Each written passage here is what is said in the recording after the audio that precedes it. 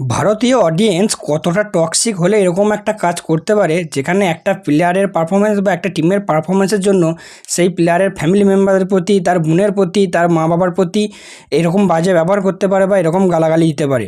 ঘটনাটি ঘটে শ্রেয়স আয়ার এবং তার বোন শ্রেষ্ঠ আয়ারের সঙ্গে, যেখানে প্রথমে কিছুটা শ্রেষ্ঠ আয়ারের দোষ ছিল যখন পাঞ্জাব প্রতিটা ম্যাচ জিতছিল এবং সেই সময় কলকাতা যখন ম্যাচ জিততে পারছিল না এবং কলকাতার 1 পয়েন্ট পায় পাঞ্জাব এবং কলকাতা ম্যাচে হারার জন্য, তখন শ্রেষ্ঠ আয়ার সেটাকে ট্রল করে বলেছিল, নাও দিচ্ছি 1 পয়েন্ট চাই, দিয়ে দিচ্ছি। তো এরকম একটা ট্রল করছিল, মানছি ট্রল করেছিল, ঠিক আছে।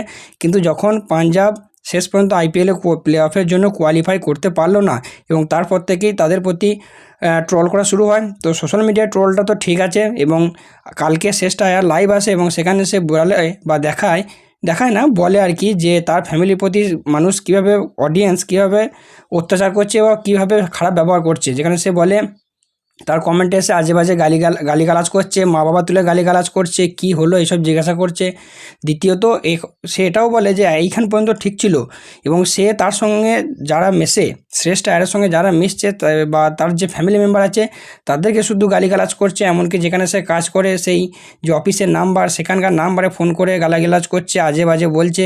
এমনকি মানে অসময়ে ফোন করছে, যেমন সে বললো যে 3টের সময় 4টের সময় নাকি রাতের দিকে ফোন করছে। এমনকি তার যে স্টুডেন্ট রয়েছে, যেহেতু সে একজন ড্যান্সার, সে যে সমস্ত স্টুডেন্টদেরকে না শেখায়, মানুষ তাদেরকে শুধু গালিগালাজ করছে। তো এটা ঠিক নয়, মাঠের লড়াই মাঠের মধ্যে থাকাই ভালো। মানছি সে একটু ট্রোল করেছিল, বাট এতটা গালিগালাজ করা উচিত নয় আমি পার্সোনালি মনে করি। তো আমাদের অডিয়েন্স বা ইন্ডিয়ার অডিয়েন্স এরকম একটু টক্সিক বটে। তো আমি সবাইকে অনুরোধ করবো যে এরকম যেন না করে। বাকি এই ব্যাপারে তোমাদের কি মতামত অবশ্যই কমেন্টে জানিও।